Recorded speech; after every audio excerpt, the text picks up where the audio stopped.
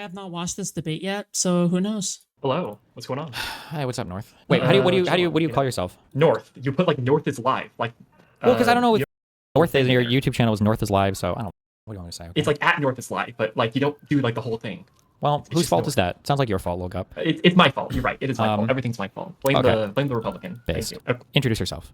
Okay, yeah. Hello, I'm North. YouTube.com/North is live. Gotta get that chill in. I'm a never Trump Republican. I'm willing to work with the Democratic Party because I think that the current MAGA movement is trying to destroy our Constitution and destroy our republic. And want you guys to beat the liberalism out of the Republican Party so that we can return to some sort of normalcy. Wow. That is sort of my position, as it were. Okay, and then run them down. What do you got for us? Okay, so 4 specific things. What does it mean to erode/reinforce a liberal institution? What is a deterrence and how do you create Stumbling. it? Possible prescriptions for fixing the system. And then the way that you currently use your rhetoric in your community and how that's kind of radicalizing people. Okay. So I think there's 2 things that we kind of have to agree on before we 2 or 3 things we have to agree on before moving forward. The first one is that our overall goal is to return to a liberal democratic framework, like going back to where people operate in the system in a good faith manner. Correct. I agree with that. The second thing, the way you phrase that, yeah. Okay. And then when I say that for that second scenario, the reason why I say the second way you phrase it is because I don't think it's enough to just return. We need to like return. Returning can't be taking 5 steps back. Returning needs to be like taking 5 steps back and then going down a I can't handle my own voice. Welcome to the rest of the club. new pathway. So not just like resetting the clock, but like trying to change the way that we're living. Yeah, which I think is what you meant. Yeah, just clarifying. Yeah. Yeah. And then the second thing that we have to agree on is that the hypothetical scenario that everyone is giving is a Democrat win in 28, generally involving a majority in like the Senate and the House. So with these 2, and then what was it? One more thing. We agree that a use of force is needed to create a deterrence for bad actors in the future. What do you mean by use of force? As in like there is some sort of negative outcome for people that are using like illiberal actions in our government currently. I forgot to enable NVIDIA broadcast before doing this. Yes, so these are sort of the 3 things that we agree on. And now what is generally disagreed with between the Connor and the Hutch conversations is how is that the negative outcomes achieved?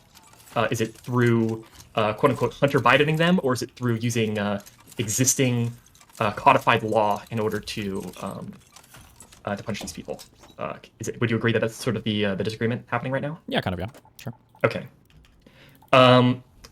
Okay, so let's get into what it means to erode/reinforce a liberal institution.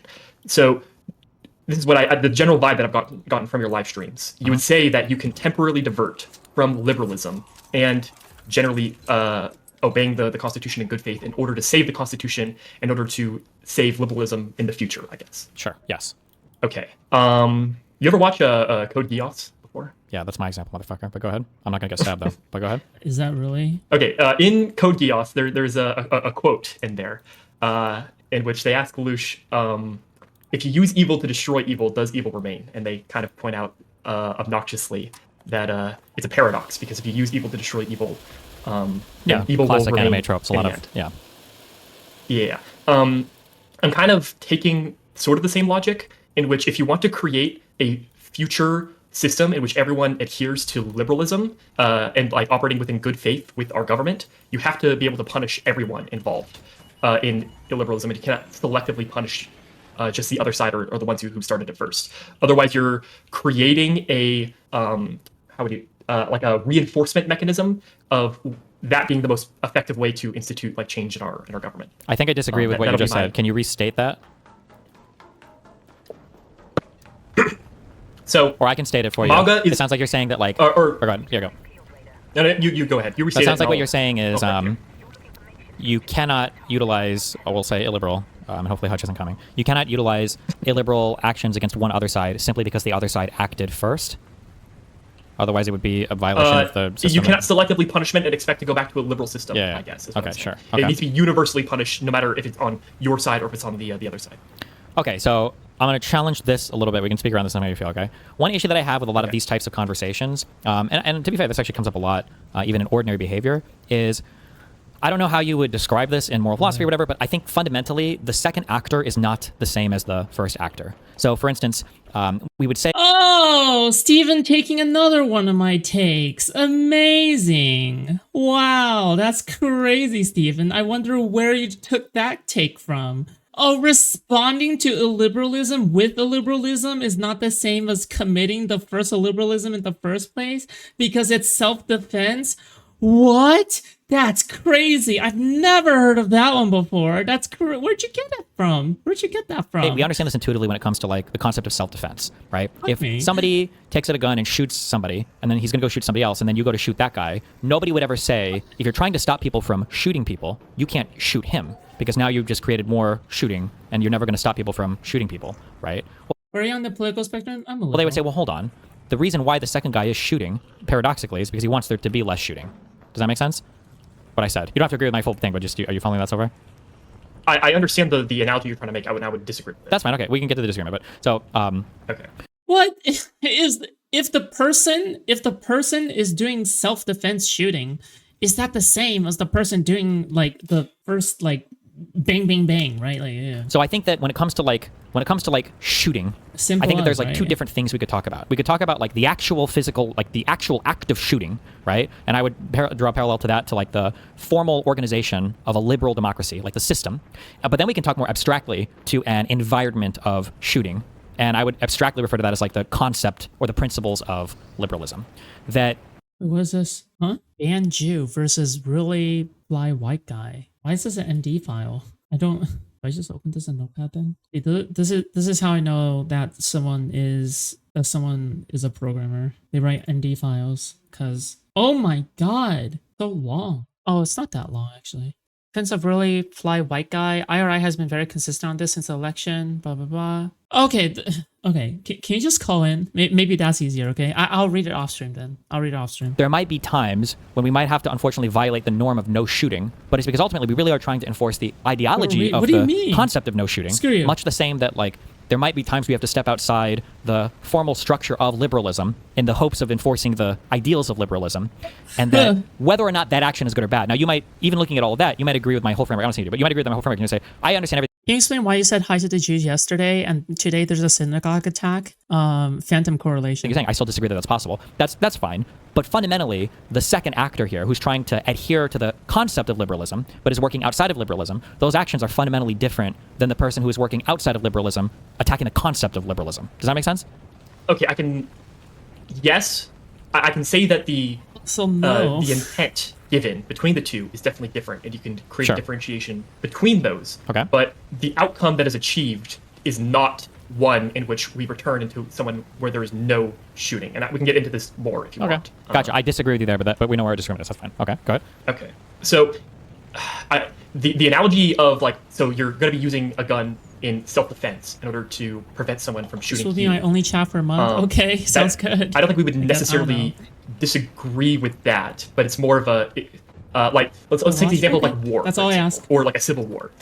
In war or a civil war, you have to inherently use illiberal tactics in order to defeat your enemy, right? Like no one would say like, oh, why can't we just like vote away the Japanese after they attacked Pearl Harbor? Like you inherently have to use some sort of force. Yeah, we would prefer otherwise to never But the issue is that I kind of view it already like a civil war, right? That's the issue. ever have to use, right? In an ideal Like it feels like a Cold War, right? world, we are never ever going to war, blowing people up, blowing ships up, whatever, right?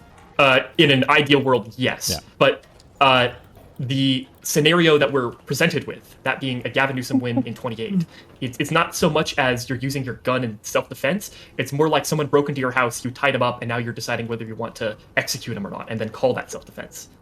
What? That would be. No, come on. No. The entire premise on what justifies like any kind of illiberal actions towards Trump's administration like relies on the fact that, you know, they have a gun to our head, right? They have a gun to democracy, right? Like it rests upon that as an assumption. And then we would then argue on whether or not that is actually the case, right? Like we wouldn't argue, oh yeah, this is not actually the case, right? Like the entire argument predates on like, oh yeah, whether or not this is actually the case, right? Be more of a proper analogy, in my opinion. So I don't know. what if it's not tie them up and execute them? No. What if it's whip their ass? And the reason I say whip their ass is because we're not actually eliminating the entirety of all political opposition in the United States, but we would do some damage to it such that it would disincentivize all that future behavior. The reason I don't like using the kill analogy... Yeah, but I'm saying that instead of beating their ass, you just call the cops, and then you have the system handle it. Well, yeah, but I mean, that's unfortunately we're begging. Like if I... The analogy is, what if they tied you up and violated you and then pardoned by their uncle, the president? Jesus. Maybe if you tie someone else in the house, but if you leave, then society will not arrest them. Bro, if they're tied up, like, then yeah, like the point is, like, I probably would not care about it, right? But again, the assumption is like, oh yeah, like they're not, like no one's tied. I don't fucking know. It's just silly. Imagine Nietzsche just quote to not become a monster itself, but you still have to beat the monster, not just do nothing. Look, Nietzsche's just dead. felt like this was a thing that the system could handle, then I mean... If he was so correct, why did he die? we would still be speaking within the system, right? Sure. But then if you feel like this is something that the system would handle, obviously we want to be operating in a society in which we don't take these actions into our own hands and we have more of a system in order to do good. So in order to, if we feel like the system is inadequate or needs change, then our effort should be on fixing the system in the future. Otherwise, we have a society in which, in order to resolve our problems, we're just beating each other up. Yep, I agree. In order to like create deterrences. Okay, can you put a pin on this here, and then I want to back up to another thing that I think is kind of important for us to resolve. Do you think that there's any system of... Wait, first of all, can I ask, what's your background? Are you like a college student or... I'm just a random college student. Okay. Gotcha. I'm a first year community college, going to go into political science. Okay. Because he was a nihilist. I'm a pilot, if that helps. Yeah, no. Edgy joke, sorry. So here... Okay. So here's a question. Do you think that you can devise any system of rules or devise any system... Yeah, we'll just say that. Can you devise any system of rules that will be impervious to bad faith actors? People that are continually trying to break said system of rules? In the moment in which the bad faith actors are actively in power, no, I believe that is impossible. And I think you would agree with that.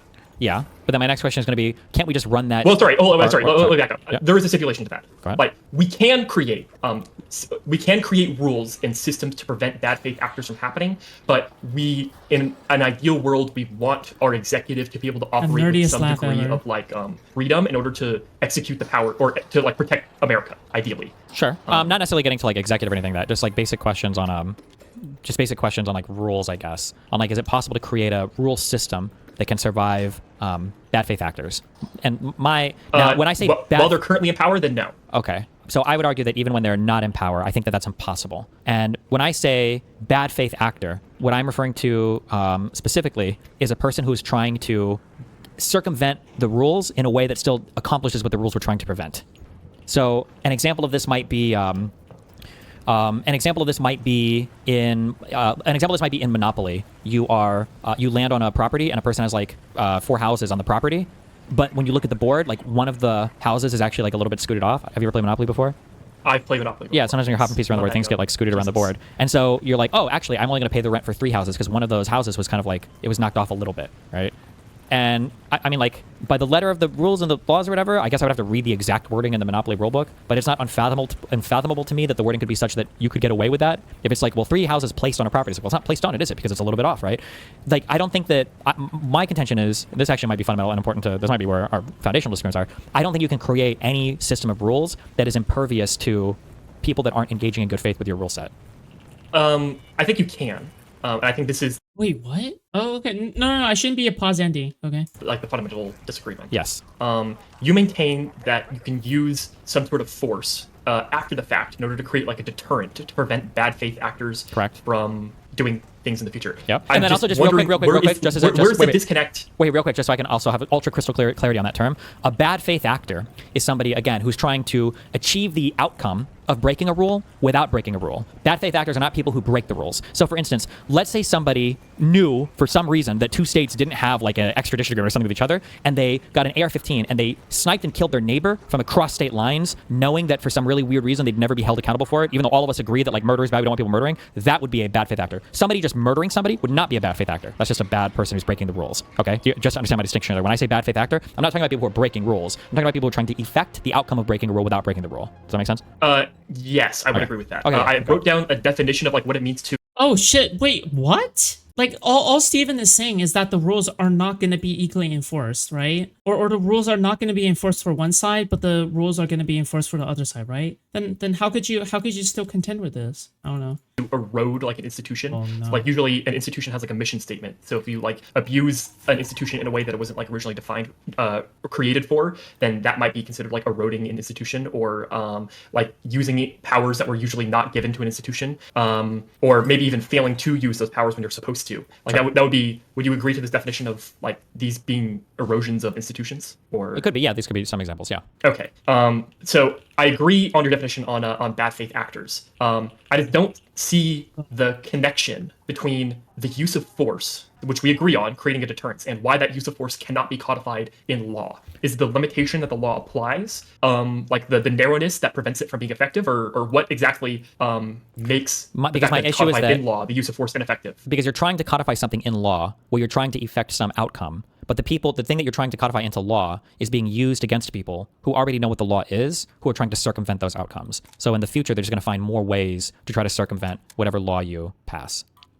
Yes, I would agree that they would do that, and that's how it's been for the history of law in like all of human history. I disagree with that. That's the point of the republic. Is we do not. That's a good thing about having a liberal democratic system is that it's not stagnant. It's able to change. Yeah, but I would disagree. I don't think that the new things. The law system, is supposed to account for new things, like new laws that you might need to pass for new technologies or new environments, or whatever. But I don't think it was there to try to patch itself against bad faith actors. No, it has, and we've done this before in history, and our republic didn't implode because we didn't punish people retroactively for. Wait, what? To the extent of damage that Donald Trump himself has done, or them operating the system in bad faith. Are you familiar with the spoils system in U.S. history? Just No. confused. Does that have to do with Game of Thrones spoils? No, I'm just kidding. Something to do with looting ships or battlefields or something? No, what is it? Okay, so in U.S. history, we had this thing called the spoil system. So basically, we've always been a two-party system. Whenever one party would come to power, they would basically fire everyone involved in the opposite party. And then whenever the reverse would come around, the opposite party would just fire everyone who was in the opposition party and they'd hire all their Let's friends. go. Basically, it was massive political corruption. And this ended in like the 18... Just because we survived Nixon doesn't mean what happened with him was okay. Yeah, he didn't even end up being in prison, right? Like, that's obviously a mistake. And, Ryan Getty agrees with me on that. 1970s with the civil service reform acts, I guess, and basically it gave more rights to people working within the government, so they couldn't be like arbitrarily fired just because they were associated with a previous administration. I would argue that this was people operating with our system in a bad faith manner, and we were able to reform the system for the future, and our republic didn't implode because there was no retroactive punishment. Nixon was. Can you give me an innocent? example of like how you Okay, feel like that's acting in bad Why did faith? you say that? That kind of just sounds normal to me. Like when a new administration comes in, you're swapping a fuck ton of civil service. Seems like it was. My guess is at one point in time, the government was small enough that maybe this wasn't as big of a deal. But as the government grew in size more and more, that just wasn't a very realistic way to govern effectively in the future. But I don't see any part of that that's necessarily like bad faith. Like you would say that it wouldn't be expressly illegal, but it was not like healthy for the republic, and it wasn't, I guess, necessarily like what the founders intended when it came to how our government was supposed to operate. I agree that it might not necessarily be considered healthy. bad faith. I don't think it's healthy for the republic, but I think that's like an appropriate thing to legislate out of, because it's not like the people that were doing that were trying to functionally avoid. Remember the earlier definition I gave for bad faith actors, somebody's trying to affect some outcome that was supposed to be avoided with some rule in place. And I feel like that was just a thing, maybe again because the federal government was so small and had such limited roles in the very beginning of the country, that was just a rule that we didn't have, that nobody really agreed should even exist, because it was just not a thing. It just wasn't an issue. And then when it became an issue and they started to pass rules to make it so that wouldn't happen, then that no longer became an issue. But I don't see that as being similar to people that are trying in bad faith to circumvent. Like, what rule would you say those people were trying to circumvent other than just like general principles of governance? That I believe there were like earlier civil service reforms. This was a series of acts, and it ended with like this one massive legislation. Basically, they would create the civil service reform, and then people would try to like bypass it with like some new loophole, and then we would eventually keep patching until we were sufficient enough that this wasn't really a problem for the future. Sure, I guess I don't know those loopholes. I mean, I would say some of those people might have been performing in bad faith, I guess. I'm not necessarily opposed to like closing some loopholes. I don't think that's necessarily bad, especially if they're glaring and obvious ones. But I don't think a system can survive if you're trying to reform your way out of or patch things against people that they really know the rules and they're really just trying to break them, or not break them, but they're really trying to go against what the spirit of that rule was in ways that are stupid. That's not a great way of explaining it. Are you familiar with all like the J6 stuff? Yeah. Oh, Yes, sorry, I'm okay. familiar. Yeah, so like for the electors thing, right? Like their plan was they wanted to break the Electoral Count Act. and because their Yes. claim was, well, we think Pence might have a constitutional thing here that he can, enact on because the vice president has the authority, blah, blah, blah. But also they knew, and I think Eastman said to Rosen, that if that was before the Supreme Court, initially said they'd probably lose 2-7, and then maybe they'd probably lose 0-9, but also it wouldn't matter because Trump would already be president. Like, these are bad faith actors that aren't just like breaking norms or whatever. They're like intentionally, well, I guess here it's bad because I'm saying they're breaking a law actually, but I mean, they're thinking they're adhering to the Constitution. Yeah, this is literally breaking a law. Sure, I think you could create enforcement mechanisms. So I think I have prescriptions that I want to get into in the future. Sure. I don't know if you want to get into now. Yeah, but I think one of the things is the fact that... Well, I was going to say, we can get into them, but like this is pretty foundational because like I'm probably going to agree with most of the I think the Supreme Court is like fully non-functional right now. Yeah, like because I'm thinking like, do I actually agree with that? But then in a way, like if you provide like the president, like immunity, right? Like this severe immunity, I don't know, like to me at the very least, like if we're talking about the spirit of the law, yeah, the spirit of the law is no longer being fulfilled in that scenario, I guess. Yeah, the spirit of the law is fucked in that instance, right? Because the entire point is that the judicial branch is supposed to be a check on the power of the executive branch, right? But then granting him that level of immunity would completely fuck up the spirit of checks and balances, right? things that you're going to suggest, or maybe not. We'll see when we get there. Please don't tell me they ripped that Wig TV panel watching Ace, Doobie, and Ock 2000 getting bullied was so satisfying. Fuck. I want to see that. just don't think that they would be effective in deterring future people that are like intentionally trying to circumvent whatever the rules and laws are. But yeah, go ahead. Well, there's circumventing like the rules and laws, and there's acting in like a criminal manner. We can differentiate the two, right? Yeah, but I'm fine. The criminal stuff is fine. Fucking act like a criminal, because if you break a law and you're doing a crime, you're gonna get fucked. We have a good system for dealing with people that are being criminals. Well, I would argue that that's one of the reasons why the Trump administration is able to act so corruptly, is because it's not sufficient enough and it needs a reform. Okay. So basically, like the presidential immunity when it came to official actions, that Supreme Court ruling. Who is the Ace? Surefire Taku anti-fan. That needs to be narrowed way the fuck down. I think in order to create like a more healthy system, and Guys then eliminating well. or reforming like presidential pardons, where like Congress is like able to get rid of specific or maybe all presidential pardons with like a simple majority vote. I think that would make our system a lot more healthy as well. I agree with both of those.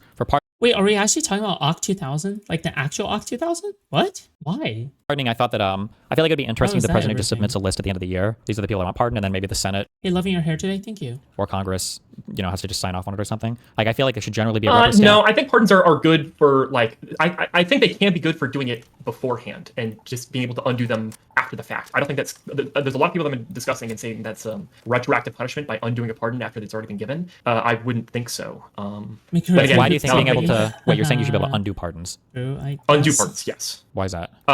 That way the president can still have the ability to just like pardon people if they see fit, and you don't need to create it like a partisan bucked Congress issue. If there is someone that legitimately like probably should be pardoned for whatever reason, the president can just operate like that. But if they ever operate corruptly, then the Congress can keep them in check. Why not just have them so the Congress has to approve them? I mean, you could have it that way as well. It's just my personal opinion. Both of them Okay, sure. Okay. that being that pardon power is kept in check. Okay, sure. That's more of like a very minor thing. Sure. Some sort of congressional check on pardon power, I think, would be good. I think it's good. Yeah. Okay. Yes. Okay. What else? What were we talking about before we got to prescriptions? Your mom. Just kidding. No. It was bad faith actors. Can you make rule systems against bad faith actors? Who wants Steven? And then I told you to put a pin in it because we were discussing. Were you about to go into reforms you wanted to make? Well, yes. I have a whole list of reforms. But another thing is, what is a deterrence, and like how do you create one as well? Pick the fight on Twitter, and Wig TV chose violence, and Doobie and Quinman orbiters come in to try to save Ock. Then what? I thought Ock was like pro-Destiny. I don't fucking know. Like, because he's still getting triggered. Okay. Like, I kind of want to get into the nitty gritty of that. I don't know. So for deterrence, for future deterrence, It all is this sounds for really future deterrence? stupid. Yeah, future deterrence, basically. Because I think we can argue that if you have a bad faith executive specifically, with like a Congress that are unwilling to check them, there isn't necessarily much you can do to punish them while they're in office. Any like negative action you're going to have for them is going to have to be in the future after they're out of office. So that's what we call it a deterrence, is future fear of punishment or a negative outcome. Yeah. For like, how would we hold these last people accountable? Or wait, I'm sorry. Wait, I'm sorry. When you say deterrence, you're only talking about going forward, right? You're not talking about the current people in office, right? Going forward, yes. Gotcha. I mean, I guess. Well, and I kind of want to get into that specifically as well. Of do you need to have precedent in order to create proper deterrence? That's like a big thing. What do you mean by that?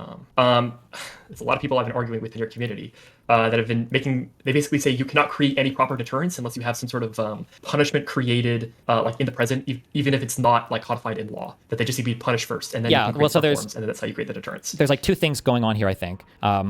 If you're talking in general, you can deter things in a lot of different ways, but with specificity to this current moment. And then, hold on, I'm trying to think of how to phrase this. I think deterrence exists for good faith actors, is who deterrence exists. Off 2000 is the Hassan Sim Destiny anti-fan. You're confused because his name is meant to confuse him with the Yeet, the secret DJ. Oh, sorry. Wait, and streamer drop. Wait, is Yeet the Yeet 2000? Oh shit. Okay, that makes a lot more sense then, right? For. Yeah. But I'm using good faith. I'm using a very weird definition. I don't know if it's fair.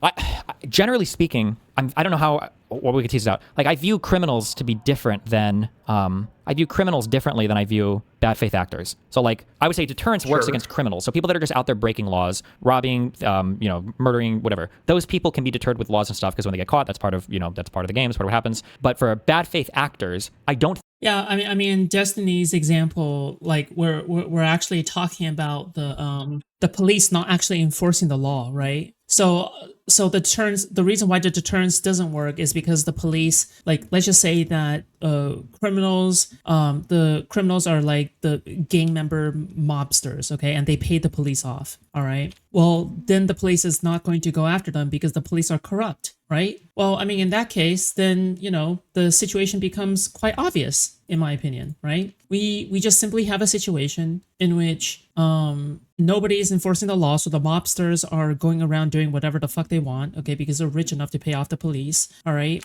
And meanwhile, let's just say that the police is still enforcing the law, but they're always only enforcing the law against people who are not part of the mob, okay? So now everybody is incentivized to join the mob, okay? Now everybody is incentivized to join the gangsters, so then they can gain immunity to the police. That's essentially what's going on here, all right? We have people who are incentivized to join the mob if they want to commit crimes and be forgiven for them and to never be held accountable. But at the same time, it's not like the rule set doesn't exist. The rule set does exist, but it is only being applied to people who are not wealthy enough to pay off the police. So in that scenario, yeah, that's not a good system of enforcement because it incentivizes corruption, it incentivizes all kinds of terrible shit, and it's generally not a system that we want, right? So that's the way that I kind of view it, all right, or view it. I think you can deter them with reform. They have to feel like there's something outside of that can get them. Otherwise, I feel like those people are undeterrable. So I say that because you said you're arguing with people who are saying, well, you can't deter anybody without doing anything retroactively. But I think more so what's happening is you're trying to set up deterrence for people that are trying to circumvent the rules. However, you just can't do that. But that goes back to, that's why I said we kind of had to go to that other conversation about, like, do we have a fundamental disagreement here? Because I don't think you can deter bad faith actors using reforms. Maybe you can patch it up a little bit, but they're always going to find some wacky loophole or wacky way around it. Yeah. I think you can create a deterrence with reforms, and even if they're operating in a bad faith actor, I think there's legislation you can create in order to prevent people from operating like this in the future. But yeah, if you want to go back, we can talk about what legislation could be created, or I guess if you can definitionally create a deterrence through reforms. Want to go back to the pen? Want to go back to the, what did you say? Pen? The pen. Oh, the pen. Yeah, Sorry. Sure, go for it. Yeah, go. Okay. Do you have any historical examples that you know of that is feeding into your opinion, or you're kind of like vibing this out when it comes to there can be no reforms created to prevent a bad faith actor from operating? I think I'm vibing it a little bit, but I think I'm looking at stuff like, unironically, like Nuremberg or whatever. To where what do you people keep talking about Nuremberg, and I feel like people don't understand what Nuremberg was. Probably like, not. What do you mean when you refer to Nuremberg? That's very touch and go, so maybe I just don't understand. But my understanding for Nuremberg was that these were historically held trials for the events that had gone on in Nazi Germany, and then people were held to be responsible, such that there were executions and stuff for the activities that they engaged in during. I want to say Warren Smith. I remember him almost crying in the J6 video. Wait, what? What are you talking about? I don't know what you're talking about. Kind of like the reign of the Nazi regime, I guess, for things that weren't like because the Geneva Conventions and everything came after World War II. So I don't know if these were considered. I don't even know. No, the Geneva Convention was something before. Was it right before? Was this World War I? I think it was before World War I was the Geneva Convention. I'm pretty sure. I think it was Crimean War, if I remember correctly. This was Geneva Convention was 49. Was it 49? Yes. Oh, I thought it was before, but maybe I'm thinking of a different Geneva Convention.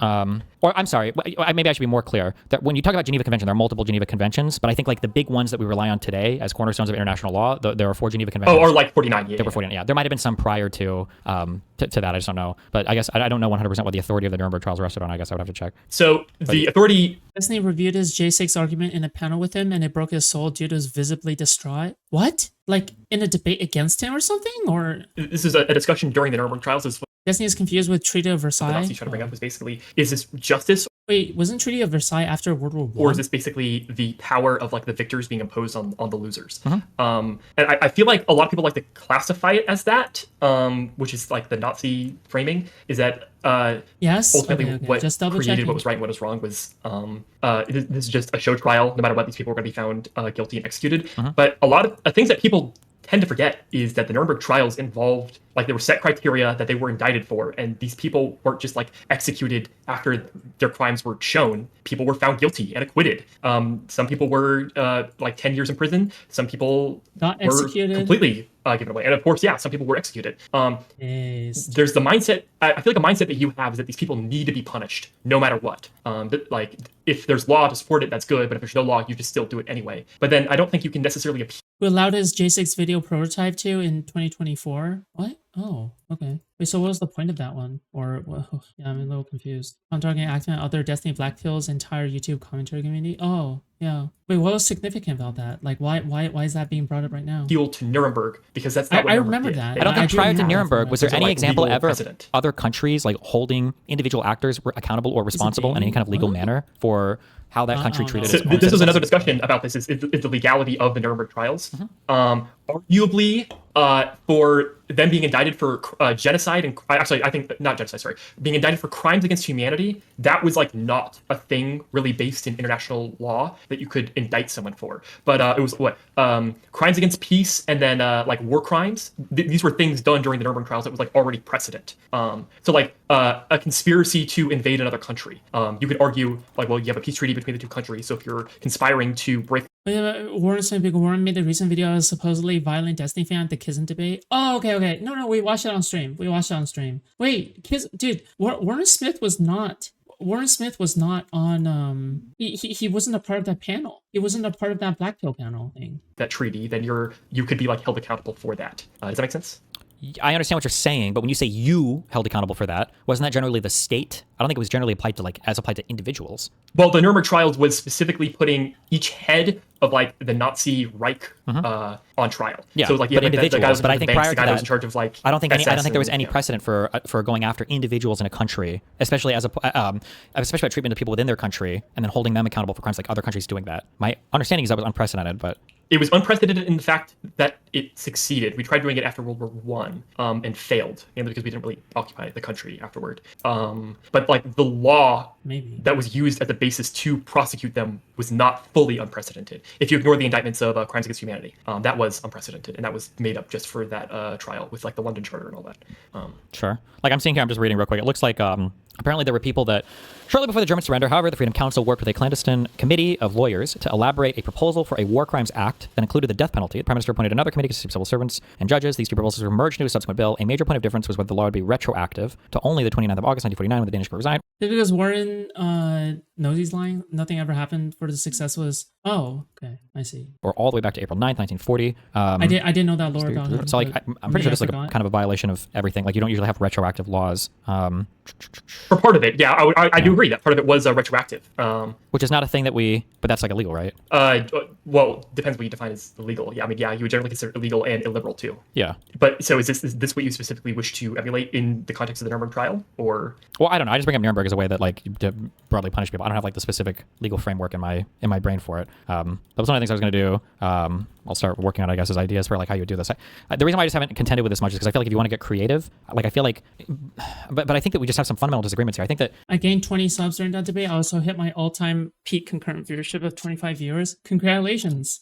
my earlier contention was that if you don't want to play in good faith, that you can always find ways around everything. This includes my side too. So if we decide that we want to go like hard on this, then figuring out like however the fuck we want to do it, like it would be trivially easy to do within like the letter of the law. So like as an example, this was this was in the Harvard Law Review, right? So somebody emails me a summary of this. So this is how we could do literally whatever we wanted via like the Constitution even, right? So one, we can get rid of the filibuster, and then two, you get Congress to admit each one of Washington D.C.'s 131 neighborhoods into the Constitution as individual states, and then three, the Democratic Congress passes a law with a simple majority supermajority to admit the 131 new states into the Union, and the Democratic president signs that into law. 4, DC is obviously overwhelmingly Democratic. Each new state will send Democratic senators and representatives to Congress. And then 5, now with a supermajority in Congress and a 3/4 supermajority of states, Democrats can pass literally whatever new constitutional amendments we want. Like, all of that is 100% legal letter of the law, 100%. So like, we could do something as crazy as that if we wanted to. And I'm sure that if you were to sit there and like look at the documents, you could find 50 trillion things just as wacky as that. That's what I mean when I say like, if you don't want to play in with quote unquote good faith, like you could do whatever you want, really.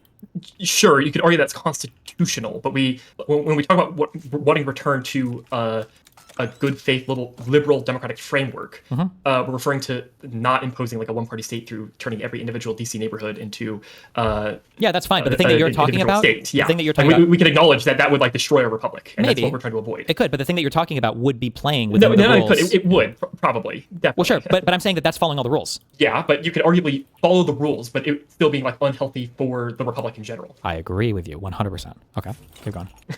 Okay. I don't even think you necessarily agree with that. I wasn't saying that as an own. I'm just saying that like that's part of the thing that I try to stress is that like you can have people that are following the rules and everything, but you can still get to really, really, really bad places if people are not playing Just put the video back up. Paste. I guess we get to react to that with them. afterwards. They like you're required to have a partner playing in good faith, is what I mean. Like they have to be playing in good faith, otherwise no rule system. You can't reform your way out of. I feel like they've been stuck on this point this entire time. Are they just going to continue to be stuck on this point? Are they just going to be continuing to be stuck on this point? Crazy shit. It would just never be possible. Sure, Yeah. but okay, if you're willing to contend with that, then you also have to acknowledge the fact that having it so that both the Democratic Party and the Republican Party operating in quote-unquote bad faith at the same time will probably do a lot of harm then. Maybe, but it might be more harm. Wait, why do you say maybe? Well, because it might be that if one side thinks they can act in bad faith and the other side thinks that they will never act in bad faith, then the harm that would result from that is more than if both sides think the other side can operate in bad faith, because it would check their bad faith tendencies because they know that they're going to pay a massive price if they engage in some tomfoolery. Yeah, we never Okay, resolved sure, this. but we can.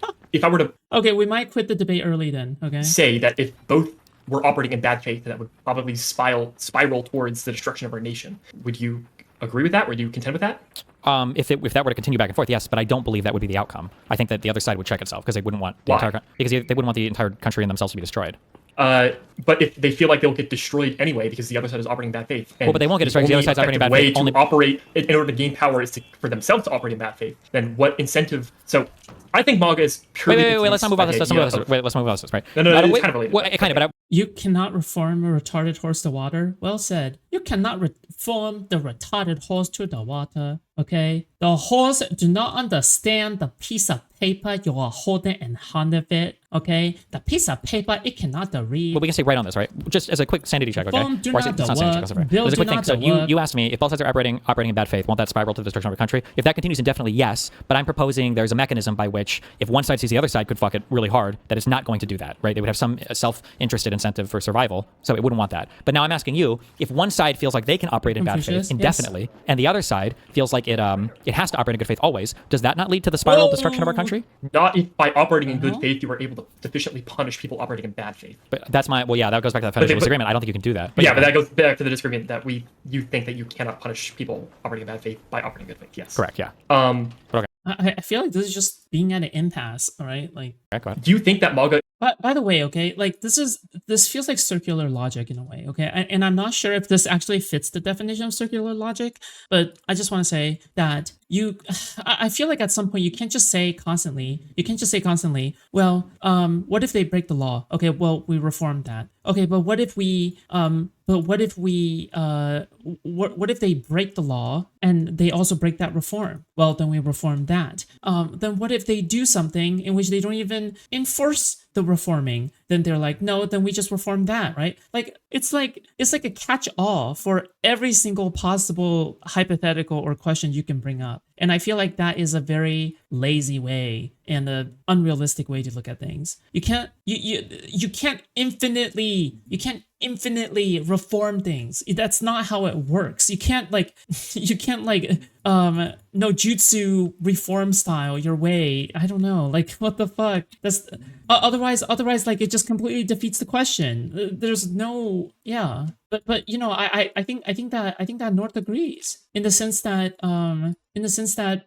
reforming, you can't do that when it comes to a war, right? I don't know. It's just so is stupid. influenced by attaining power purely. Feels like it's running away from your problem. No, well, not just that, right? It also feels as though it feels like a way of looking at things in which like, oh, nothing can never be wrong. Nothing like there is just literally no issue with anything. And I don't fucking know, dude. It's stupid. But yeah. When you say MAGA, what are you referring to there? Like, oh yeah, anything has a solution. Anything has a solution as long as you apply pen and paper, right? But I don't think that's the case in any way whatsoever, actually, right? Like the MAGA movement, the people leading it, I guess, generally. The Hutch Skinwalker a Republican? Never Trump. More of a counterpoints fan rather than a Hutch fan. Like Trump and his cronies. Well, yeah, because I'm drawing a big distinction like the voters between like the MAGA Trump. Yeah, people, obviously the voters are and then, different. The voters indulge Rubio, what Trump Lopez. does, but Trump and his cronies are the ones like pushing forward. And then okay, so ask me that question again. Do you think that MAGA, as in like the leaders, are influenced by the idea of gaining the most amount of Bro is so good at multitasking. He is playing a game, watching Destiny, and replying to chat. Amazing work, man. Oof, got misgendered. power? Yes. Okay. Do you think by selectively punishing illiberalism, you can force MAGA or the Republican Party in general, I guess, whatever you want to call it, to operate in good faith? Yes or no? Kind of. It would more just be they probably just wouldn't participate. What do you mean they wouldn't participate? I think that if Donald Trump thought there were severe punishments for him, his family, his dynasty, for the behavior that he was acting in now, he just wouldn't act in that behavior. And maybe he just wouldn't even have interest in even being president. I don't know initially what he thought he was going to do as president. He probably would have ran the first time anyway because he's retarded. But in general, I think it would curb a lot of his behavior. But I think right now he's acting the way he is. It's because he feels like there's going to be zero consequences for every single thing he says and does. Okay, sure. Do you think so? You're familiar with the carrot and the stick, right? Yeah, Like you concept. push and pull, like you incentivize know. some behavior by rewarding and you disincentivize other behavior by punishing. Yeah, so there's been a lot of discussion about using the stick, basically, in order to create an incentive structure for the Republican Party to operate within a good faith manner again. The problem is that the operating in the good faith manner is getting them to stop using the stick themselves, if that makes any sense. I feel like you also need to provide a carrot. By providing a carrot, I don't necessarily mean like you bribe them, but more you demonstrate that operating within a liberal democratic framework is the most effective way to achieve political power. Thus, in a positive direction, they would want to move that way. Yeah, but that's never going to be the case, right? Like, rules are literally there to constrain you because generally speaking, if you break one, you'll gain some unfair advantage. It's probably true of almost every game ever. Like, let's say a guy bought a second Monopoly board and brought all the extra money with him and was cheating in a game. Like, how can you incentivize the guy not to use fake Monopoly money? Well, I mean, you can. It's obviously that's a huge advantage. This is why you need like punishments and stuff because cheating is always going to be good to do. Cheating is literally punishments, but then there's also like the incentive structure of obviously no one's going to be having fun if we're divulging ourselves into whoever has the most power is the one that's going to be achieving the most, getting the most like outcome. Right? Well, I mean, you can if you believe the other side. Is to avoid me going to my neighbor and I have a gun and he doesn't, so I take all the shit. Well, yeah, but if you think the other guy's never going to do the bad things you're doing, then you have a ton of incentive to act like that forever. Like if I think I can cheat and the other guy's never going to cheat, well then yeah, you just cheat all the time, right? But you can, that's why you use the carrot and the stick. Like you use the carrot as an incentive for operating within liberal democracy, and then you use the stick to punish them when they don't. Sure, but whatever carrot you offer in a legal rule system is always going to be worse than the carrots offered by cheating, definitionally speaking. To prevent somebody from cheating. But the carrot that you're offering, the carrot that you're offering is to operate outside of the rules. Like you're reinforcing that. You understand that, right? No, I don't. I think in a short term it might look like that, but I think right now you're using the. I would argue that your system is what incentivizes the operating outside of the rules because you know that you'll never really be held accountable for it. That's my whole argument. No, but my argument is that by reinforcing the use of illiberal tactics, that is by reinforcing the usage of illiberal tactics, you're encouraging the other side to keep doing that because you're just demonstrating that that is the best way to achieve your outcome. To punish illiberal tactics, not that we should use illiberal tactics always, but that the other side will. But you're not punishing all liberal tactics. I would agree with you if you punished all illiberal tactics using liberalism, then that would be like a disincentivizer. But you're only selectively punishing it. You're rewarding yourself through illiberalism. I guess, okay, sorry. I'm trying not to jump around too many analogies, I guess. But like here, I guess this will be my last one, okay? I'm curious, okay? So you have a UFC fight. You're supposed to be fighting with hands. And you find out next time that the guy is going to bring a machete. And you feel like there's probably no way that you can win just like trying to punch through his machete, right? But let's say you tell that guy, well, fine, if you bring a machete, I'm going to bring a gun. Do you think that the guy shows up with his own gun, or do you think the guy shows up and he's like, okay, fuck it, we'll just use our hands? Well, if he was going to show up with a machete to begin with, and if the goal is for them to, like, I guess, kill your opponent, then by showing up with a gun, I don't see why they wouldn't show up with, like, let's say you show up with a pistol, I don't see why they wouldn't show up with, like, an AR, because you're just continue escalation with no off-ramp. Okay, but why would they not just say, like, or why wouldn't there be an incentive for them to just say, like, okay, fine, like, I'm just going to show up with my hands, and we just fight like we were supposed to, rather than trying to bring an even bigger gun where, like, the risk as soon as we introduce guns is people are going to obviously start dying. Well, to follow the analogy, you would, I guess you would give the ref a gun, I guess. And Well, no, we don't tell have them ref. to We don't have put the refs, fucking obviously, machete because down we whenever unfortunately so that people that would- start the system would itself. using their fists again. But well, if we had a ref to appeal to, then we wouldn't have an issue here, right? Because we are the ref in this as well. But I guess like because in your world, I'm trying to understand, like they're gonna bring their machete, but you're saying like we should create such a cool way of like fist fighting that that nobody wants to It's not bring a really machete anymore. a cool way. You have to create an understanding that like if the goal is to win, like you have to bring them to an understanding that if they don't want to die themselves, it's ideal for both people operating with fists instead of both people operating with guns. Yeah. I guess. Wait. Yeah, I agree. But I feel like the only way that you would not That's bring the the positive machete. incentive structure that you need to be encouraging, though. But you aren't doing that. Yeah, but how do you get them to not bring a machete unless they think you're going to bring something bigger next time? Like, how do you incentivize them to fight with their fists? How do we do this? Stupid. Fuck me, dude. Well, you say that there's no refs to appeal to. No, we can't have in refs this to appeal to scenario. because if we just had a ruler to appeal to, then this would be very easy, right? But obviously we don't have refs to appeal to because these are the people who are making the rules. Well, yeah, well, that kind of makes the analogy wrong, I No, it guess. makes it one-to-one. There are no refs we can appeal to. you- We are you- the government. like, there's no inability to create a ref, I guess, in real life. So that's kind of where the analogy kind of falls apart. Wait, no, falls apart. wait. No. Adding a ref destroys the analogy. We don't have refs right now because we're making the rules and enforcing the rules as well. That's what the government does. There are no refs in real life, right? It's just us doing the rules, right? No, I guess like there are rules. Who's the ref between the operate in a Democrats and the society. Republicans? If the Democrats and the Republicans all show up to fight each other, who's the referee that they can appeal to? Well, the referee would be the law and the judiciary, assumingly. But it's all ran by either the Republicans or the Democrats. Well, if it's not codified, then yeah, and that's the world view that you're operating in is that nothing is codified. If there is something like codified, then you can appeal to it. Well, no, let's say we can have it codified. Okay, it's in the rule book that you're supposed to fight with your fists and not bring any weapons. But like if they bring weapons, Well, then you can make it so that in the rulebook, you're allowed to bring an AR-15 with you if they bring a gun. Wait, what the fuck, dude? Dude, this is so stupid, dude. Like, this is way too much work. You're gonna create a rule every single time you break a rule, but then like the entire point is that they don't care about the rule book in the first place. Like, you can't just like amend the rules just so then you can like retroactively justify some of the actions that the rule breakers have like done, right? Or oh yeah, like here is the rule that basically like goes against the rule breaker or whatever, because that implies that both sides follow the rule book, but we are living in a scenario in which both sides do not actually follow the rule book clearly, right? I don't know. okay, I feel like we're back at this. Silly. Either I'm so we're really back to the bad. thing in which I'm either really bad at I think communicating this, or we need hold to on, resolve this. Yes. Something is happening where I think that I feel like for some reason a bunch of people that are on the other side of this argument from me, and I'm not saying I'm necessarily 100% correct, but I know I am correct on this, in that you guys seem to think that the other side is either not really violating the rules that much, or you can seduce them into playing by the rules by, I actually don't know what the proposed mechanic even is. Why would anybody ever want to perform in good faith when there's so much more reward for performing in bad faith? Definitionally, like nobody cheats. Like imagine somebody comes to my house to play Arc Raiders. I'm like, bro, why do you have like Parkinson's on your character? It's like, oh, I downloaded a sick hack that simulates Michael J. Fox. Like, why the fuck would you cheat that way? You're making the game harder for yourself, right? Everybody cheats and violates norms and rules because they think it gives them some advantage, and it usually does. That's why we have rules here to constrain behavior. So I don't know how you could possibly incentivize somebody away from bad faith acting, other than the fear that, well, fuck, the other guy might like act in bad faith too, and now we're actually going to race to the bottom. We're completely fucked. But if the other side, if you know they're always going to be constrained by the rule book no matter what, then you have so much flexibility to do crazy shit if you want to act in bad faith. I don't know how you resolve this by just saying, what is the incentive structure to get the other side not to perform in bad faith? I don't understand. Well, the incentive structure, which is what we talked about before, is you create deterrence through the law, I guess. So what could have deterred? Okay, I guess maybe we can just try to go to the particular, suggestions, or because I don't feel like you can ever deter that type of behavior. But I guess it's fundamental. I guess I just feel like that behavior is never. Well, like as I said, one of the major things that I feel like encourages the bad behavior that we're currently seeing in office is the fact that there's so much presidential immunity, and we already kind of talked about this before.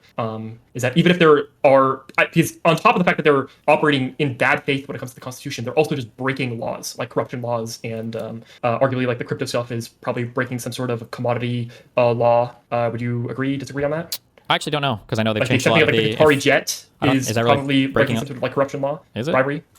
I would assume so. Yeah. Okay. I don't know, actually. My guess, when it comes to stuff like this, there's probably like huge latitude in terms of like what the president acting as the president can accept or not. My guess is my guess is very little of the behavior of the current administration is probably definitionally illegal. That'd be my guess. Or criminal Do you think behavior. like them violating the ECA, they couldn't be prosecuted for that? Well, technically they didn't, right? Because Pence didn't go along with it. What do you mean? Oh, they tried to violate. It's conspiracy to violate the ECA, right? Would that be what they would be charged for? That would theoretically, that could be a crime conspiracy. Yeah, they had a plan to it, and they took one step towards the behavior. I would agree. Yeah. Yeah. So there are things that you can do. I think I might generally agree that I don't know.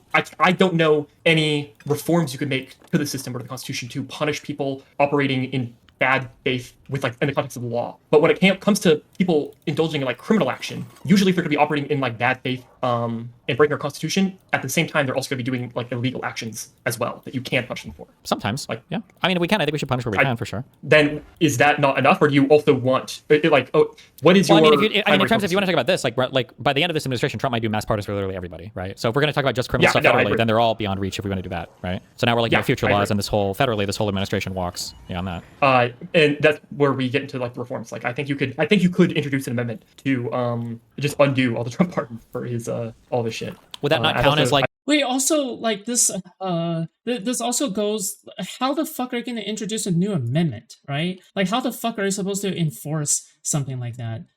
Like a new amendment? Like, what are you talking about? Like, doesn't that require, like, 2/3 of the states or whatever the fuck in order to, like, make a new amendment or something? Like, I don't know, man. Like, this feels like, because you're overcomplicating the issue. You can't just say, like, you can't just say, well, I mean, if we have a problem, then we reform it, right? That's silly, because some things can't be reformed, right? That's the entire point of, like, these positions. Wait, do we hate them? No, why? I was gonna say it's literally like one of my orbiters. And I know Pisco has. I talked to him briefly about this. I don't agree with it. Have orbiters? Probably technically legal that you could declare Trump mentally competent for like his entire administration, and probably yeah. I would argue that's a bad faith usage of the law, but I agree. I agree, it is a bad faith usage, but I think it is something you could do. Yeah, they tried to do that with Biden, right? That was what the whole auto pen thing was. Yeah, they did, and they failed to. And I kind of want to get into that as well. Specifically, like advocating for certain like the usage of your rhetoric. Let's see, we still have an hour left, right, till that other person comes in. Yeah, we're good. Okay, prescriptions. Where is it in my notes? Okay, I was probably confused by the stream title. Oh, okay. I think you should be able to create federal corruption laws that are not pardonable. I think that would be something good for reform. This again, right? Like, what takes more of a time? Okay, like what takes more time? Making like laws that are not refundable or whatever the fuck, right? And the stuff that can't be pardoned, or is the easiest solution to just simply like use the illiberal methods to strike at the illiberal people, right? The people who aren't even going to be obeying the rules. Okay, you're making such a big gamble. Okay, we're going to reform the we're going to be reforming the reform, so then the reforms cannot be broken, but just in case they find some loophole to break that reform, we're going to reform that as well, and we're going to create like 10 extra rule sets in order to counter that, right? Okay, well, I mean, it looks like they found another loophole, so we better also create a law for that one. Like, what are you talking about? There's no way reforms can go that fast in order to counter like the advance of fascism, right? The entire point of like a fascist takeover is that it's extremely fast. It's extremely like it's extremely fast. It's extremely sudden, right? The entire point is that laws cannot catch up with the fascist takeover in time, and because laws cannot catch up to the fascist takeover in time, you have a scenario in which the fascist takeover succeeds, because even if you eventually get the reforms, you cannot get the reforms fast enough to counter the fascist fascist takeover. So yeah, like that is the entire point of why like maybe a liberalism is like more is a better fucking solution at some point. Yeah. Forming the system. So basically, let's say they basically you just can't make reforms fast enough. That's it. Donald Trump and I don't know, Pam Bondi decide to steal Kentucky. North is a never Trump Republican, which means he eventually wants the Republicans to have power again. Yeah, that's silly, obviously. Yeah. That's a skill issue. You definitely can't do reforms fast enough. Hell no. That's just not how it works. I'm sorry. Okay. Like even Hutch has argued that reforms is going to take like hundreds of years or maybe like decades, right, in order to pass. Like this is literally not even he disagrees with. Wrong. Okay, he's just trolling probably. He's screw you too. Okay. Election result data. Arguably that is illegal. Would you say? What's happening right now with the election data? No. Or are you proposing a new thing where they just like walk in themselves and steal it? Yeah, they just walk in, steal it, no warrant, no nothing. They just go in. Oh yeah, that would I imagine that'd be illegal. Yeah. Like just them operating in an illegal manner. In regards to like corruption or like stealing, or by corruption I mean like accepting bribes, cooperating with like foreign states against like Yeah, we'll just say like a clearly, thinking- obviously illegal thing. Yeah. Yeah, clearly. I think that there's certain corruption laws you could create that are not pardonable, specifically in regards to people operating within Congress and within like the presidency, and you could just prosecute them after the fact. I think that would be a good deterrence that you could create to prevent that bad faith behavior in the future. And then another thing, which I think would prevent Trump term 2, what is that Supreme Court decision? You should be familiar with this. The one in which they said that they couldn't remove Trump off the ballot, even though he committed insurrection because it's Congress is the only one able to do it. It's like Trump v. not Richardson, or I don't fucking know. But yeah, I'm familiar. It was Colorado. It was a big name. I think that was the immunity case. This right? is something you could do without even introducing an amendment. This is just appealing to the 14th Amendment. I think Congress should have the ability, with a majority vote, to divulge that power to the judiciary and just let them prosecute people who commit insurrection and prevent them from holding office in the future. And probably also alongside jail time as well. Would you disagree with that, or do you think that's like not legally? Do you think it's kind of possible? weird to make laws that would have to be enforced by the executive if it's an executive who's thinking about breaking these laws in order to win an election, Yeah, that's therefore right, yes. avoiding all enforcement? Yes, but I think we agreed at the very beginning of this conversation that who watches the is Watchmen? no way to be able to punish an executive while they're currently like in office. Anything that will have to happen will probably have to be after the fact that they've like left office, or they're Who like watches after the impeachments, I Watchmen? guess. Like because we want our executives to be able to operate within a good faith manner. Good faith is the operative indeed. phrase there. Yeah. And like we don't want a president to fear being able to protect individual citizens of the United States for like ever invaded or something like that, right? Do you think North thinks Steven is starting to embrace the acceleration destruction of American politics? Yeah, to a degree, I'll say so. I understand what you're saying there. This is the Roberts argument for criminal immunity, but I think we do want a president who's afraid of being a criminal. I think that'd be good, right? Well, yes, that's what I said before about, narrowing what it means to do official presidential actions and the immunity involved with that. I don't think. I think all that. I the way don't know how you understand it, do it legally. Like that whole ruling They should just took be the tossed. presidential like immunity decision and they applied it to documents related to January 6th. I believe that there should be a way to narrow that to allow those documents to be like usable against the president of the United States. Okay. You'd have to I'm overrule like a misremembering Supreme that, or- Court decision basically in order to do that. Well, that would require an amendment probably, or if you wanted to, you could just pass. Like how many amendments do you think we could we could make? Like, are you saying like we have to like get all the 50 states to agree on making an amendment like 2 or 3 times in order to counter Trump? Do you know how long that'll take? That'll take like hundreds of years. Okay. Supreme Court, I guess, but you want to do that anyway. So Kind of, not necessarily, but kind of, sort of, yeah. okay. And then if you just force the president to divest themselves, and if they don't, then I don't know, make that grounds for like a civil majority impeachment, I guess. I'm not sure about that. I've thought about that, but I don't even know if it applies in American politics anymore, since these people always North thinks there still exists a Republican Party beyond Trump. Yeah, that's silly in my opinion. But have access to so much wealth anyway.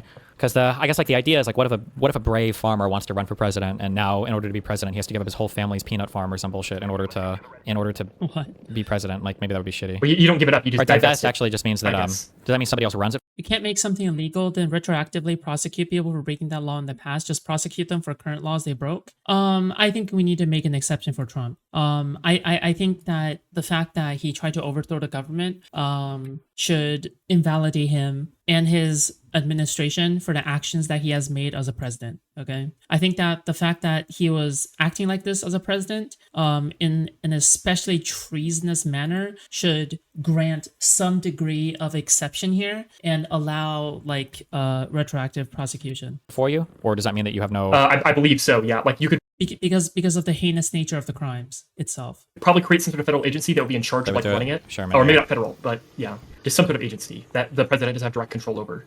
Yeah, sure, maybe. Yeah. And then this is sort of a thing. I don't know how it would necessarily be applied. This is sort of me spitballing it when I was trying to do prep for this conversation yesterday. It's a dereliction of duty amendment. So basically, I was wondering if there was a way to, if the president is supposed to be upholding some sort of duty or action and intentionally decides not to do that, if there's any way to like do like some sort of soft punishment on the president. Well, aren't we literally just? I don't know how that'd be enforced though, or how that'd be defined. Yeah, like we would all be like whatever the arguments over this would be the same arguments we'd be having over whether or not the president is committing a criminal act or whether or not we're being liberal. Like because what you're saying in terms of like being able to hold a president accountable for not upholding a good faith, whatever the rule of law, he'll just say that, well, now this is preventing me from acting vigorously the same way that a criminal statute would if I didn't have presidential immunity, right? Yes. Yeah, that's more of a spitball, not really an official prescription that I would recommend. Sure. Do you think any of these prescriptions at all would be like useful as like a future deterrent for a president operating at least in bad faith with the current laws that exist? No, but I think they're good laws though. Like I think these I don't know if there's anything I necessarily disagree with. I just don't think that if somebody really wants to get around the rules, I'm not sure that any of these would prevent somebody from Are you cracked at whatever game this is? Yeah, I'll say doing so. that. Well, in the Relatively. moment, no. But not the best. There are some people who have done way crazier things than I have. But because That's beside the point. all of this is meant to be done in the future. Well, in the future, I think they would just try to find ways around these particular I mean, like, that assumes that there is going to be a future, right? laws or these Careful. particular things that you're stating, and then it would just be a new set of things that we would try to reform against. Sure, but that's just like how democracy works in general, right? And how governments worked in like all of history. Like, I disagree. Trying to create better laws and a better structure, I think, is different than constantly trying to make rules for people that are constantly trying to break the rules. why is there differentiation there?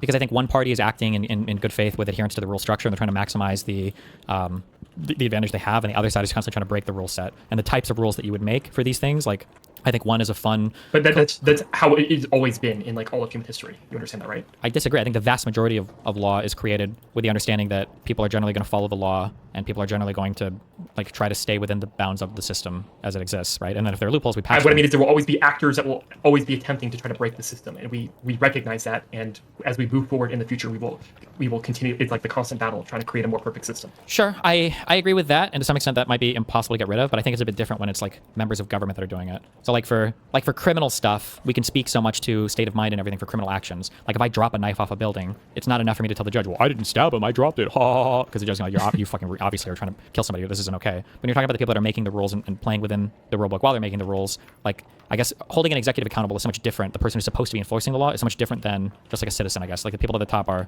yeah, the enforcer. It's really the executive, right? This is why we used to have that term. We don't use it anymore, but the constitutional crisis thing used to come up so much. What do we do when the executive is acting in bad faith? Like it's said to be a crisis because there's really nothing you can do. You can try to make rules in the future, but like who's to keep any future guy from just acting in bad faith again? But that's the same argument that can be applied against you. Is the use of force in the future is never going to be a perfect disincentivizer from operating in bad faith. I think it heavily disincentivises, but I'm okay with that. If somebody's like, well, if you guys were to do this, then we would, do this. I'm like, oh, okay, cool. Then then none of us will do this. That's fine. I'm totally okay with that. It's just that the system that you're proposing has no off ramp besides. Why does North sound like he bought the counterpoints how to be a contrarian asshole in denial the Republican Party you knew is dead Skillshare course? Because maybe that is the case. Who knows? Okay, an who assumption that knows? these people are going to learn their lesson. And I think that's a good assumption, though. I argue that your system has no off ramp. I think we've been on the ramp to death for the past like 30 years, and I don't see an off ramp by playing nice again. Like Biden was the nicest president you could possibly get after Trump, who's like the most disgusting person you could possibly get, and it seemed like that did literally nothing. And now we've accelerated. I don't know what president you could have gotten that was nicer than Biden. That would be arguing with the more. lack of using. Like we agree that using a stick is necessary in order to prevent bad faith actors from operating. Yeah, so but what was the stick? We had 34 felony. Too nice was. We had felony charges and convictions in New York State. We had a special prosecutor. We had a special counsel, Jack Smith. He got strung up by Eileen Cannon in Florida, and then we just didn't have enough time, I guess, because of the Supreme Court kicking stuff down the road for the J6 stuff. I mean, like, what else? We could recognize that was the system working as intended. It just wasn't fast enough. Sure, but then that's the system. Wait. If that's the system working as intended, but it wasn't fast enough, isn't that still the system not working as intended? Careful, okay? Just because the system is so-called working as intended in the sense of like, okay, well, eventually we got these reforms to pass, blah, blah, blah, right? Doesn't mean that the system is actually working as intended, right? Because a more ideal system would be a system that managed to pass legislation fast enough in order to have laws that would counter the illiberal actions, right? Somehow perfectly, right? But the issue is that, well, it doesn't seem like the legislation could actually catch up to the rate in which illiberal things are being committed, right? Which is the system not working as intended, right? Like that is the system not working as intended, not like working as intended, but not working as intended. Okay, all right, yeah, but okay. I'm gonna go to the bathroom. After I come back, we're probably gonna be taking a look at the WIC TV panel, okay, with the anti-fans, okay. But yeah, I mean, this kind of just reminds me of like, do they actually just loop on this for 5 hours or some shit? Holy shit, dude! Like, what a crazy loop. I don't know, like really for like 4 to 5 hours? Jesus Christ. Okay, someone said skip to the part where Mr. Muchin calls in. Okay, sure. Is that Radiant? Why? Okay, Mr. Muchin. Okay, fine. How it should be applied, and then there's like, I guess. I think to some extent, like I do want to foster some kind of radical thought in my audience because people need to understand that what's happening right now is not normal. If anything, what they their citizenship of because he doesn't like council. Like I understand it makes you would say it makes your community feel good, but if your goal is to expand the democratic base, I guess, do you think that is helping or hurting? I thought about this a lot on my own. I think honestly, I think on my own, it probably hurts a little bit. It would need to be something I would be more, I would have to have, there need to be more people on board with it. But I mean, like, I think if more people were on board with it, I think it would help. And the example that I would point to there is Donald Trump. He got to do a whole ass insurrection and then won the next election. Did they do that by being nicer to the other side or by saying that they would play within the rules more? Or did he do that by promising? Dude, we live in a world where we can't even get people to admit that winning the election after doing an insurrection is unfathomable. Okay, I feel like I'm eating. I feel like I'm like glugging crazy pills. Like that's what it feels like. Okay, because I feel like I shouldn't need to explain to people that winning an election, especially to Hutch, okay? Winning an election after doing an insurrection is the end of all time, okay? Like, that is the end, okay? That's the end of democracy. Like, it doesn't get more end of democracy than that, okay? If someone manages to get away with an insurrection and that person is president right now, bro, like, where are we on the timeline? Like, where are we? Seriously, like seriously, like where are we on the timeline? Like I am like if you say that is being too doomer pilled, like I don't know, maybe so then, because that sounds insane. To break all the rules, do whatever he could as president, be a 3-term president. How many times did he say he would be a dictator on day one? And then he won not only the election, he won the popular vote, right? So why are we acting like my rhetoric is so uniquely harmful? Well, we're talking about winning the election, and that's like changing the voter base. That's an entirely different conversation. What? No, he won. I'm saying he won the election and the popular. Like these are conversations we shouldn't even be having, okay? The fact that we're even trying to contend with these conversations is also part of the issue in the first place, all right? These are ridiculous topics, okay? These are ridiculous topics, okay? And I'm tired of pretending they're not ridiculous topics. Telling whether or not it's okay for somebody to, like, I don't know, like become president after like throwing an insurrection. That's ridiculous. Okay, that is a silly that's a silly argument or a silly fucking topic to have or whatever the fuck, right? Like, it's just I don't know.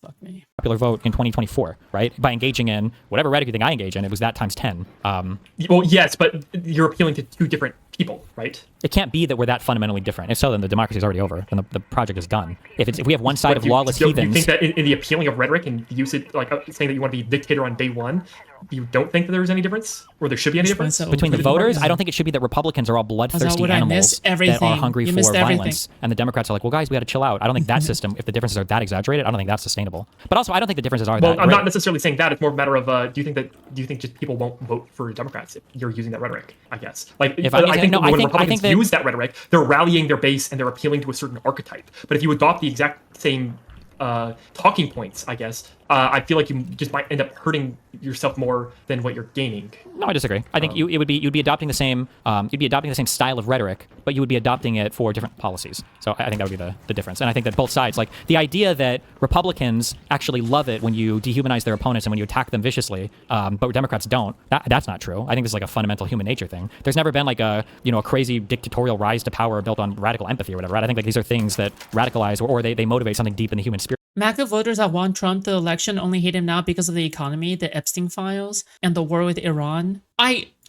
You're absolutely right. And the fact that you're absolutely right makes me terrified, okay? Like, that makes me very scared. Because the moment that Trump should have become an illegitimate candidate for presidency is when he started mocking a reporter for his disabilities, okay? That should be the very moment in which Trump should no longer be eligible for the presidency in people's eyes. Do I believe that rules and laws should be made based off of that? No, I don't think so. I think that the First Amendment is very important, but I think culturally, electorally, I think that Trump shouldn't have been a serious contender for the presidency, okay? People have lost elections due to eating a sandwich, okay? And due to being a little bit too hype at a rally, All right.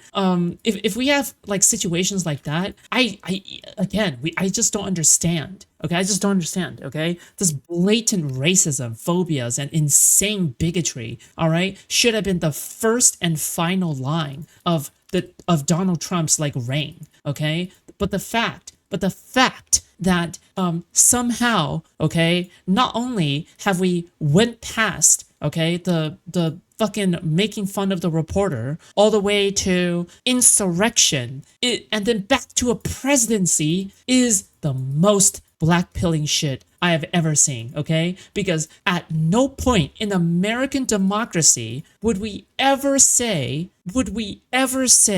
that, oh, well, I guess this president did all the things that that Trump has done. So, and you know, I still think that this person is still a legitimate candidate. Untrue.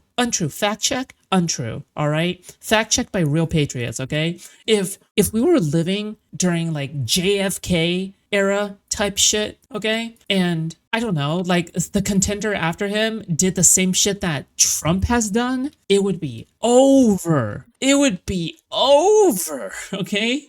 Like it would be over for that motherfucker. All right? Yeah, it's crazy how much we're willing to accept as normal. Okay, none of this is normal. Okay, but the fact that, I don't know, the fact that a lot of people have been so mind raped in the brain now, to the point where they accept Trump as the new normal, but then can't accept that to the Democrats is unhinged. Okay, anyway. When it comes to fighting with, you know, perceived political enemies, Okay. as sad as that is. Fuck me. All that to say that, like, if a person on our side were to find a way to, like, adapt Trump's popularity and rhetoric, Adapt Trump's dump truck. that Okay, I stop. don't think that Democrats would be, like, uniquely human and that they'd be like, oh my gosh, like, this is horrible and terrible. Do you think that there's people being, I guess, alienated by the Republican Party when they adopt this rhetoric that are running to the Democratic Party? Or Like, I absolutely abhor, resent the fact that this is a conversation being held right now, okay? Because I swear to God, 10 to 20 years ago, I would have never imagined that this would be a conversation, okay? I would have said that you were high, okay? I would have said that you have lost your mind if you think that this was gonna be a conversation, that this person who threw an insurrection could still be a president afterwards, okay? I would have said, hell no, okay? Like, surely the American people will draw the line there. But what do we see? What do we see? Not only has he become the president, but now he's deporting people to camps in El Salvador without due process. Okay, he blatantly disobeys a 9-0 Supreme Court order. All right, Stephen Miller is calling for the extermination of motherfuckers. Okay, during the Charlie Kirk funeral, like fucking procession ceremony, motherfucker. Okay, I don't fucking. It was literally a Hitler rally. Okay, Stephen Miller. Okay, the Jewish man. All right, is calling for extermination of the Democrats. Okay, like what are we talking about at this point? Like, fuck me, dude. Like, No, I don't think so. I think that some people would make that argument, Such a but silly I think I timeline. don't really know if I have a way to prove this, unfortunately. I think that people are they're feeling too many things that are impossible to mask, and as a result, they're starting to leave kind of the Trump movement, and he's losing popularity, but it's not because of his rhetoric. That's why we said my biggest fear was like, my biggest fear for Trump term 2 is that he just doesn't do anything and he just rides off of like the IRA and the infrastructure bill and everything else, and that he would get all the credit for anything that Biden passed. That was my biggest fear. But I think that right now, if the economy was doing super hot, if we were getting a ton of oil from Venezuela and the gas prices were low and inflation managed to go away or was reversed or whatever, I think that broadly speaking, I think he would still have the support of his base. I think so. But it's just been issue after issue after issue after issue that they're getting hammered on, that people are feeling the effects of. I don't think it's the bad rhetoric. People might say it, but I would say they're lying, or there's a revealed preference there, because the bad rhetoric didn't affect it before. Well, the rhetoric issue would not necessarily be because of the second term. It's more of a matter of, I guess, a reshifting of, this would be like a first term reshifting, I guess. I mean, Trump had brutal rhetoric. I mean, he was literally screaming like he had chance and Yeah, that's what I'm saying, though. I would say that him in his adoption of his brutal rhetoric appealed to certain people that, like, obviously. Shit's so bad that we need to update the dictionary. Yeah, exactly. But not only that, shit is so bad right now that there is literally no equivalent in American history. In the last 200 years, there is no equivalent to Trump. None.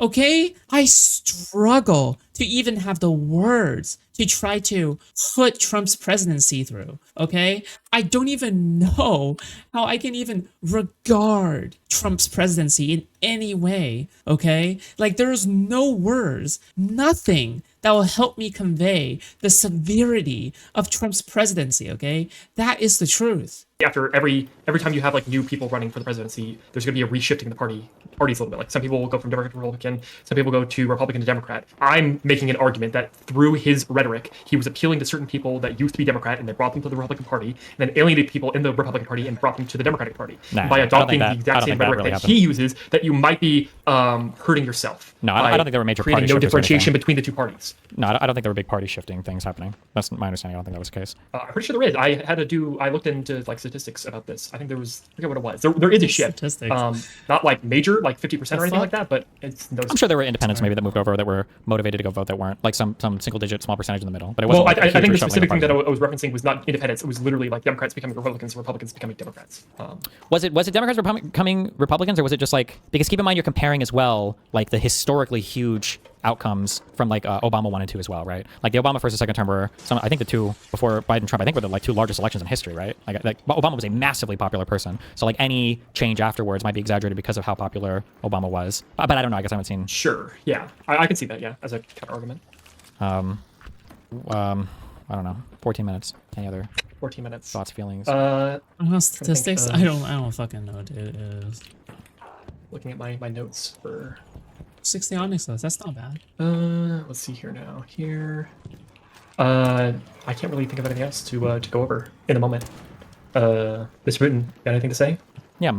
Yeah, here. I get fucking triggered when people come in here who are Republicans who are like, "Oh, Steven, your man. rhetoric to your community, you're being dangerous." Yeah, I don't give a fuck. Okay. Whoa! Trump is literally out there saying man. to protesters, "I want to I punch the guy in the disavow. I face." He's disavow. saying the Second Amendment people, okay, they need to do something about it. Firing squad for Liz Cheney, there was that. In 2021, he's saying if you guys don't fight like hell, we're gonna lose everything. Whoa. He literally started a fucking riot in the Capitol. Yeah, I just don't care. I just don't give a fuck. I don't know why you guys are all fucking crying about it. I hope you vote them. If you don't, then you should probably vote others yourself. Do you understand why I'm Oh willing my to like, work God! with the Democratic Party? Or Disavow. what? Say again. Oh, Jesus. Sorry, I just had to Do you know disavow. why that I'm willing personally to like work with the Democratic Wait, hold on. I make all the jokes in the world about like dying and whatever the fuck. Is that really not allowed on YouTube or some shit? Like, I feel like I make so many jokes regarding like, okay, if you don't vote, then you should die. Okay, like I feel like I've made so many jokes. Is that really not allowed? on Party YouTube? I as a don't fucking Democrat? know. Okay, who knows? No. Okay. Well, the reason is it's not because I'm necessarily a shill for the Democratic Party. It's that I want to use the Democratic Party as a tool for punishing the populist element of the Republican Party. Are you gonna vote Democrat? Yes, assuming. Well, depends. Assuming what? Actually. Why does it depend? So if there is Why a does it not principled depend? conservative Republican candidate that runs in 28 for whatever reason and wins the primary, that Republican needs to win, in my opinion, because it needs to give a reinforcement that. Okay, I engaging don't know why in you're even on the stream. I don't populism care. and- You are literally an enemy of the United States right now. If I'm not kidding, Okay. if you look at what Trump just Oh, did what and what the the fucking fuck? Republican Party just did, and you're like, well, hold on, maybe they'll be good this time. I don't give a That's fuck. literally not what I'm saying. That pretty much motherfucker. is literally what you just said. You I said know, that's not what principled I'm saying. I'm saying if there is a principled conservative Republican, that one needs to win in order to signal to the Republican Party that should be like a future candidate, kind of candidate we should run. But if there is a like fascist populist that is running as a Republican, that person should be crushed by the Democratic Party because I don't want to see that person winning. The goal is to problem create is whoever incentive goes up there, structures. you're going to think they're a principled Republican who's on your side. I mean, No. we'll see. In 2 years from now, you're going to be voting Republican, and I'm going to be here laughing. It's No. triple as. What about in the midterms? Are you going to go vote Dem in the midterms? In the midterms, I'm going to be voting for Thomas Massey, my local representative. Okay, what about everybody else? Are you going to vote Dem down the line? What? It depends on the candidate. I'll have to look at the individual candidate, motherfucker. I'm not going to vote purely off party lines. Voting at purely on this party point, lines you is what should led to the vote Republican purely- Party at to. this Did you know that Mr. Mutin and I went to the same university? Did you guys know that? I bet you guys didn't know that. Now you guys know. point, you literally Be should in be the voting bullshit purely in on which party we- lines. in which we were willing to engage with candidates that were against conservative principles. At this point, Nordis sounds ironically like a closeted Republican trying to convince themselves they really like women. I'm not going to confirm nor deny that. you literally should be voting on party lines in the midterms for a Democrat because what's happening in the current office is insane. No, I will be voting for Thomas Massey, and I will also be voting for Rand Paul. Well, Godspeed. You're not an ally. That's yeah. good to know, though. Okay, well, have fun with that. Cool. Anything else? Look, if Marco Rubio or JD Vance run in 28, I think both of them probably should be crushed by Democrats. What about JD Vance? I said JD Vance. Oh, sorry. I thought you said Rand Paul. No, Rand Paul is who I said I would vote for in the midterms. If he's, yes. Okay. I think I'm just gonna head out then, if there's nothing else to contribute. Have a good one. Yep, have a good day. Enemy, apparently. Yep. What? Steve's way too nice.